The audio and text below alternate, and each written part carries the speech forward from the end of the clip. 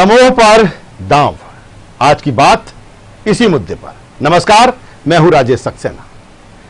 दमोह विधानसभा seat पर उपचुनाव, seat एक, लेकिन इस चुनाव पर पूरे प्रदेश की निगाहें। चुनाव आयोग ने दमोह विधानसभा उपचुनाव के लिए तारीख का ऐलान कर दिया है। 17 अप्रैल को यहां वोट डाले जाएंगे। बीजेपी कांग्रेस दोनों के लिए सीट कई मायनों में खास है। जयंत मलैया की गढ़ मानी जाने वाली इस सीट पर मलैया को 2018 में हार का सामना करना पड़ा था। मलैया बहुत कम अंतर से चुनाव हारे थे। कांग्रेस की टिकट पर चुनाव लड़े और जीते राहुल लोधी अब बीजेपी में हैं। उन्होंने विधायक पद से इस्तीफा देकर बीजेपी का दामन थाम लिया था और उपचुनाव में पार्टी शायद उन्हीं को उम्मीदवार बनाने के मूड में है। हालांकि इनाम स्वरूप पार्टी ने तत्काल उन्हें कैबिनेट मंत्री का दर्जा देते हुए निगम मंडल का अध्यक्ष बनाया। वहीं मलैया और मलैया परिवार की अगर बात करें तो इस समय वो हाशिए पर है, लेकिन मलैया परिवार इस गढ़ को छोड़ने के मूड में नहीं है। सीएम के दौरे के बाद उनके बेटे सिद्धार्थ मलैया जन आशीर्वाद यात्रा लेकर जिले में निकले और कोरोना वॉरियर्स के लिए सम्मान में कार्यक्रम का आयोजन भी किया। इसमें मंत्री गोपाल भार्गव के पुत्र ने भी हिस्सा लिया था। कुछ दिन बाद मलैया का भोपाल तलब किया गया। उन्हें चुनाव की घोषणा के बाद फिर उनके परिवार के कदमों की ओर सभी की निगाहें हैं। वहीं कांग्रेस की अगर बात करें तो कांग्रेस नए सिरे से इस सीट पर अपना दांव लगाने की तैयारी में है। इस सीट पर जाति समीकरण देखें तो सबसे ज्यादा संख्या दलित और लोधी समाज के वोटरों की है। दोनों के 40 और 38 हजार वोट हैं। दमोह पर दांव पर चर्चा, तमाम मुद्दों को लेकर आज की बात में चर्चा शुरू करें उससे पहले अपने मेहमानों का परिचय कराना चाहूंगा, तारुफ कराना चाहूंगा। हमारे साथ में है बीजेपी नेता प्रवक्ता दीपक राजपूत जी। दीपक जी, स्वागत करता हूं आपका। हमारे साथ में है वरिष्ठ पत्रकार देवदत्त दुबे साहब। देवदत्त जी, आपका स्वागत है। और कांग्रेस प्रवक्ता नेता योगेश गुप्ता साहब हमारे साथ में। योगेश जी, आपका भी स्वागत है। सबसे पहले दीपक राजपूत के पास में आता हूं। जिस तरह से अगर बात की जाए, 2018 में राहुल लोधी जीते, मलैया बहुत कम अंतर से हारे, और अब जिस तरह से चर्चा है कि शायद एक बार फिर राहुल लोधी अब बीजेपी की तरफ से मैदान में होंगे, क्या दीपक जी माना जाए, क्या बीजेपी की स्ट्रेटेजी, क्योंकि मलैया भी लगातार वहां पर दम भर रहे हैं, उनका परिवार दम भर रहा है, और जिस तरह से ये कहा जाता है कि 2018 में जो खामियाजा बीजेपी को वहां उठाना पड़ा था, वहां पर जिस तरह से अगर बात की जाए रामकृष्ण कुशमरिया मैदान में डट गए थे और उस असंतोष का फायदा कांग्रेस ने उठा लिया। इस बार भी ये माना जा रहा है कि अगर राहुल लोधी मैदान में आते हैं तो मलैया को कैसे साधेगी बीजेपी? देखिए राजेश भैया, मलैया जी बड़े कच्चे नेता हैं और जब भी भारतीय जनता पार्टी को उनकी जरूरत रही, उनने जो उनका एक व्यक्तित्व था उसका निर्वाह करते हुए भारतीय जनता पार्टी का हमेशा साथ दिया है। दमोह जो सीट है वो हमेशा भारतीय जनता पार्टी का गढ़ रहा है। मैं दमोह से संबंधित आपको एक बात बताना चाहता हूँ कि एक समय ऐसा था दमोह में कि पेपरों में आता था कि दमोह एक तरह से सबसे गंदी स्थिति है, लेकिन जयंत मलैया जी और भारतीय जनता पार्टी की जब सरकार आई तो उनने सबसे पहले दमोह को स्वच्छ और साफ बनाने का काम करा। और मलैया जी का एक बहुत बड़ा राजनीतिक कैडर है और दमोह एक ऐसा क्षेत्र है जहां भारतीय जनता पार्टी के एक से एक बड़े लीडर हैं।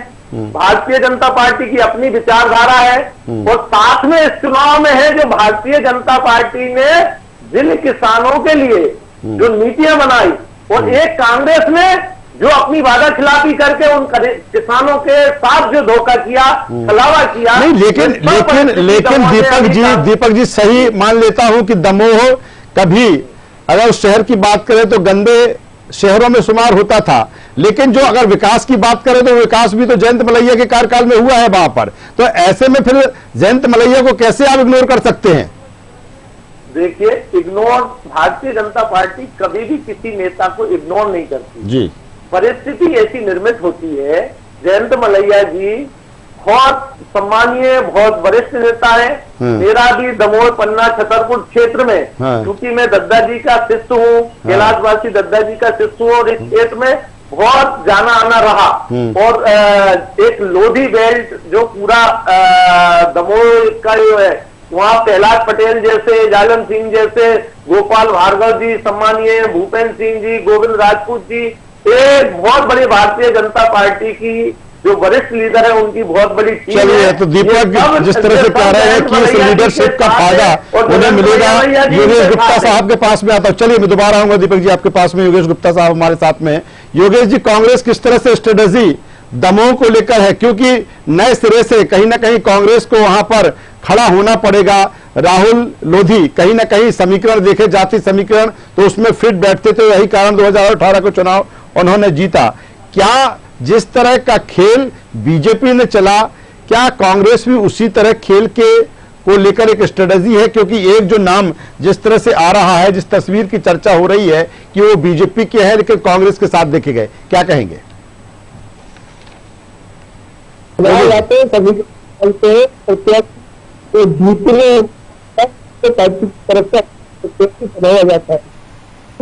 2018 के विधानसभा चुनाव में राजनीति जीत, तो जीत की वजह कांग्रेस पार्टी का हाथ चुनाव था। अब अपनी महत्वाकांक्षा के चलते कांग्रेस पार्टी के द्वारा जीते गए जनादेश को ठुकराया है। तो एक ये पत्थर उनके खिलाफ काम करने वाला है।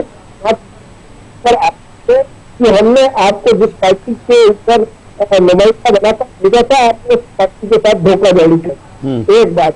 दूसरी बात, जयंत मलैया जी, उनके बेटे सिद्धार्थ का पद पर काम करेगा। तीसरी तरफ कुशमारिया जी है। तो इस प्रकार भारतीय जनता पार्टी को दमोह विधानसभा चुनाव में अपनी अंतर कलह का सामना करना पड़ेगा। तो देश में भारतीय जनता पार्टी का कम्युनिस्ट यही स्थिति है। पश्चिम बंगाल की कल की बात करें तो वहां पर 475 में आप दूसरी पार्टी के उम्मीदवारों को छोड़कर पार्टी को लाते हैं, तो अपनी पार्टी के वर्षों से संघर्ष नेताओं को सुरक्षित करते हैं, जो आपकी वजह बनती है और निश्चित रूप से परिणाम करें एक दूसरा परिणाम में परिवर्तन। कांग्रेस पार्टी भारतीय दमोह का इस्तीफा। तो क्या योगेश जी ये आप ये मानते हैं कि कहीं ना कहीं अंतर कलह का फायदा कांग्रेस को मिलेगा, इसीलिए ज्यादा कोई रणनीति स्ट्रेटेजी बनाने की जरूरत नहीं है? नहीं, कांग्रेस पार्टी पूरी के साथ दमोह चुनाव प्रचार उम्मीदवारों की हो गई से चुनाव की घोषणा हुई है। अभी ये नामांकन मार्च तक भरे जाने हैं, तो चलिए, तो कांग्रेस की पूरी तैयारी इस चुनाव को लेकर है। योगेश गुप्ता साहब जिस तरह से कह रहे हैं, वरिष्ठ पत्रकार देवदत्त दुबे साहब हमारे साथ में हैं जी। एक सेक्टर काम करेगा अभी इस चुनाव में जी। पेट्रोल डीजल गैस की बढ़ती कीमतों के अलावा महंगाई जो चरम पर है, खाने के तेल 150 से 150 रुपए, बात करें तो आलू प्याज 50 के आसपास है। तो ये सब चीजें भी काम करने वाली है। चलिए दोबारा आता हूँ योगेश जी, दोबारा आपके पास में आता हूँ। देवदत्त दुबे साहब हमारे साथ में हैं। देवदत्त जी, किस रूप में देखते हैं दमोह चलिए मैं दोबारा आपके पास में आ जाऊंगा। योगेश गुप्ता साहब, देवदत्त दुबे साहब हमारे साथ में वरिष्ठ पत्रकार। देवदत्त जी, किस रूप में देखते हैं यहाँ के समीकरण को, या दमोह पर जो दांव है उसको लेकर, क्योंकि बीजेपी के सामने भी तमाम तरह की चुनौतियां हैं और कांग्रेस के सामने भी चुनौतियां कम नहीं है, कैसे देखते हैं इस जंग को? दमोह विधानसभा सीट शायद प्रदेश की ऐसी पहली सीट होगी जहां चौथी बार उपचुनाव हो रहे हैं। आजादी के बाद से 4 बार उपचुनाव का सामना ये क्षेत्र कर चुका है जी। तो अभी तो जिस तरह से उपचुनाव की नौबत आई है उसकी किसी ने कल्पना नहीं की थी कि उपचुनाव या तो किसी जनप्रतिनिधि के न रहने पर या विशेष परिस्थितियों को लेकर ये इस्तीफा देखो उपचुनाव। तो वहां की जनता एक तो जागरूक है, उपचुनाव के निर्णय क्या लेना है वो समझती है, लेकिन दोनों ही दलों के लिए कांटों भरी रहा है, किसी के लिए आसान नहीं है। क्योंकि सत्तारूढ़ दल भाजपा है, जब वो चुनाव लड़ती है तो पिछले 15-16 सालों में हमने देखा कि बहुत दमखम के साथ लड़ती है। धन बल भाव सभी के सत्ता बल सब कुछ जुटता है और जीत हासिल करते हैं। लेकिन दूसरी तरफ भाजपा की सबसे बड़ी जो मुसीबत है वहां के कद्दावर नेता जयंत मलैया, उनका क्या रुख रहता है। हालांकि वो उनके पिताजी और उनके बेटे पीठ पीढ़ियों से पार्टी में है, लेकिन जिस तरह से अब उन्हें भविष्य नजर आ रहा है कि इस उपचुनाव के बाद अगले बार राहुल जीते तो उनका फिर दावा 2023 में होगा, तो उनके लिए कोई स्थान नहीं बच रहा है। तो ऐसे में क्या वो कांग्रेस से उनके बेटे चुनाव लड़ जाते हैं तो मैं भाजपा की मुश्किलें बहुत ज्यादा हो जाएंगी, क्योंकि अभी तक उन्होंने कोई ऐसा पार्टी के प्रति वोट दिखाया है जिस पर जरूर मलैया जी गए, लेकिन बेटा जिस तरह से कार्यक्रम कर रहा है तो मुझे नहीं लगता कि आसानी से वो ये सीट छोड़ देंगे, क्योंकि उनका एक जो तर्क है कि अभी कोई परिस्थिति नहीं थी उपचुनाव कराने की न राहुल को भाजपा में लाने की। लेकिन चूंकि पुराने भाजपाई है, जब भाजपा नेताओं का दबाव पड़ेगा तो हो सकता है वो भी जैसे अन्य जगह पे लोग मान गए, जो 22 समर्थक आए थे क्षेत्रों मान गए। केवल एक सेजवार का प्रकरण ऐसा रहा जहाँ उनको नोटिस वगैरह जारी हुए, बाद में वो भी उमा भारती ने सेटल कर लिया। तो पार्टी है, और जब पार्टी प्रदेश में और देश में सत्ता में है तो इस तरह की परिस्थितियों को मुकाबला करने के लिए उसके पास ताकत होती है और एक आकर्षण भी होता है। लेकिन कांग्रेस के पास जो सबसे बड़ी समस्या है वो उम्मीदवार को लेकर भी है। वहाँ उम्मीदवार की समस्या है कि पिछड़ा वर्ग के विरोधी होना चाहिए, क्योंकि 40,000 के करीब लगभग मतदाता विरोधी है। अभी वहाँ कांग्रेस के अध्यक्ष जो अजय टंडन है उनकी दावेदारी चल रही है, वो 2 बार चुनाव विधानसभा का हार चुके हैं, और भी जब तक उनको प्रत्याशी बेहतर नहीं मिलता। कांग्रेस की उम्मीद सबसे बड़ी है कि मलैया परिवार से या मलैया जिसको समर्थन करता ऐसा उम्मीदवार मिलता है तो फिर कांग्रेस के लिए थोड़ा संभावनाएं बढ़ जाएंगी। अन्यथा जिस तरह से हमने देखा कि 28 विधानसभा सीटों के उपचुनाव हुए थे, माहौल नहीं कुछ भी रहा हो, लेकिन आखिरी दौर में जिस तरह से मैनेजमेंट हुआ उसमें 19 सीटें सत्तारूढ़ दल भाजपा जीत गई। और कोई भी मतदाता भी स्वाभाविक वो होता है कि सरकार है तो अभी 3 साल है 2 साल है तो सरकार रह के और सरकार का प्रतिनिधि चुन के विकास करा दिया जाए, ये जो भावना रहती है उसका ही फायदा मिलता है। थोड़ा सरकारी स्तर पर कर्मचारी अधिकारियों का सपोर्ट भी मिल जाता है। तो बहुत सारी लेकिन देवदत्त जी एक सवाल यहाँ पर यह भी है, जिस तरह से आपने समीकरण की बात की, दलित 40,000 के आसपास हैं, लोधी वोटों की बात करें तो 38,000 के आसपास है, लेकिन अगर मलैया परिवार बीजेपी को साथ नहीं देता, या आपने जिक्र किया कि शायद कांग्रेस से भी, अगर चूंकि राजनीति है कांग्रेस से में जाते हैं या फिर नहीं जाते किसी दल में तो निर्दलीय के रूप में सामने आते हैं, तो मुश्किलें बढ़ना बीजेपी के लिए जरूर है। देखिए चुनाव बहुत तो ये पैटर्न पर नहीं होता, चुनाव किस तरह करता है। कई बार ये होता है कि जो विरोधी वोट है वो डिवाइड हो जाते हैं, जो राहुल को या बीजेपी को हराना चाहते हैं मलैया और कांग्रेस प्रत्याशी में डिवाइड हो जाएंगे, नहीं करते। और विरोधी वोटों को एकजुट करने के लिए क्या एक फार्मूला कोई चुनाव फिक्स नहीं होता कि इस फार्मूले पे चुनाव होता है। हर चुनाव की रणनीति अलग होती है और परिस्थिति अलग होती है। तो उस समय कौन सा संदेश मतदाताओं के बीच, चलिए कौन सा संदेश मतदाताओं के बीच में जाता है, बड़ा इफेक्ट करता है किसी भी चुनाव में, और दमोह में भी शायद इसी तरह की जो स्थितियां हैं। दीपक राजपूत के पास दोबारा मैं आता हूं। दीपक जी, जिस तरह से योगेश जी ने जो कहा कि जिस तरह का संतोष पार्टी के भीतर है उसका फायदा कांग्रेस को मिलेगा, हालांकि उनकी भी स्टडीज को लेकर है।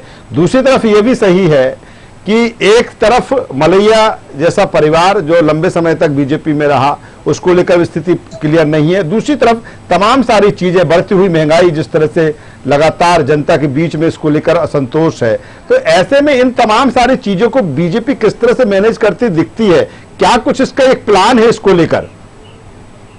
देखिए राजेश भैया जी, योगेश जी ने कहा अंतर कला जी, अरे योगेश जी अपनी पार्टी को तो संभाल लो। दिग्विजय सिंह जी और कमलनाथ जी और जो आपसी में अंतर कला आज भी मची है, जिस अंतर कला के कारण आदरणीय ज्योतिरादित्य सिंधिया जी और जो आपने वादा खिलाफी करी थी उसके कारण से पार्टी छोड़ के आज भारतीय जनता पार्टी के साथ दमोह सीट पे जो चुनाव होने वाले हैं, शिवराज सिंह जी की जोड़ी, ज्योतिरादित्य सिंधिया जी की जोड़ी और सब वरिष्ठ नेता एक साथ मिलके भारतीय जनता पार्टी का एक पूरा नेतृत्व साथ में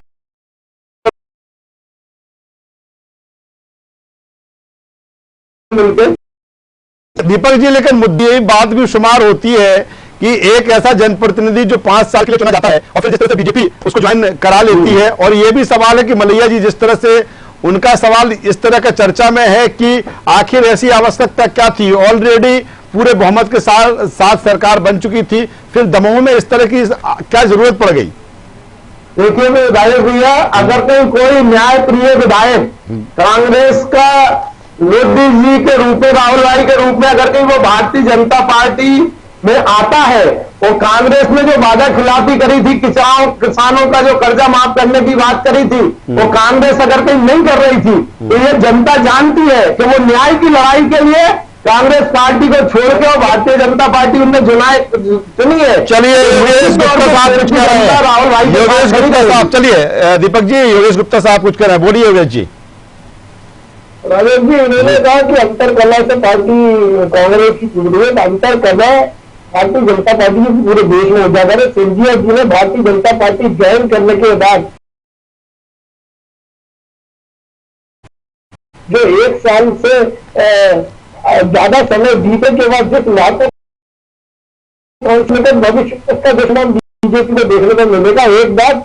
दूसरी बात, अनावश्यक रूप से भारतीय जनता पार्टी के लिए उन्होंने इस्तीफा दिया। 5 साल की पूरे विधायक की वो पूरी कर सकते थे, वहां पर भी तो निगम मंडल का व्यक्त बनाया गया है। एक बात, किसान कर्जा माफी की बात बार बार कर रहे हैं। भारतीय जनता पार्टी के हासिल पार्टी बजट में किसानों के कर्ज माफी को लेकर कोई भी बजट का प्रावधान नहीं किया। कांग्रेस ने 27 से ज्यादा किसानों का माफ किया था। समर पटेल जी ने विधानसभा में पटेल पर यह स्वीकार करी है। ये किसान भी जानते हैं, दलित भी जानते हैं, और मोदी समाज वाले भी जानते हैं कि अपॉर्चुनिस्ट कौन है। अवसरवादिता के आधार पर किसने जनादेश का अपमान किया है। दमोह की स्थिति बिल्कुल भी भारतीय जनता। चलिए, चूंकि वक्त की कमी है, देवदत्त दुबे साहब के पास एक बार और आता हूं। चलिए दीपक जी, वक्त की कमी है, देवदत्त दुबे साहब के पास में आऊंगा। दीपक जी प्लीज, दीपक जी वक्त कम है, चलिए दीपक जी वर्मा जी के नेतृत्व में पार्टी के साथ खड़े हैं, और दमोह का जो उपचुनाव है ये आपको बता देगा। योगेश जी, दीपक जी, देवदत्त दुबे साहब के पास में आता हूं। देवदत्त जी, जिस तरह से अगर राहुल लोधी की बात करें तो एक तरफ कहीं ना कहीं कांग्रेस जिस तरह से कह रही है कि उन्होंने गद्दारी किया कांग्रेस के साथ में, ये एक बड़ी समस्या राहुल लोधी के सामने। दूसरी तरफ जिस तरह से हम लगातार मलैया परिवार की बात कर रही है, तो राहुल लोधी और कैंडिडेट होते हैं बीजेपी के जिस तरह से संकेत हैं, तो मुश्किलें कम नहीं है राहुल लोधी के सामने।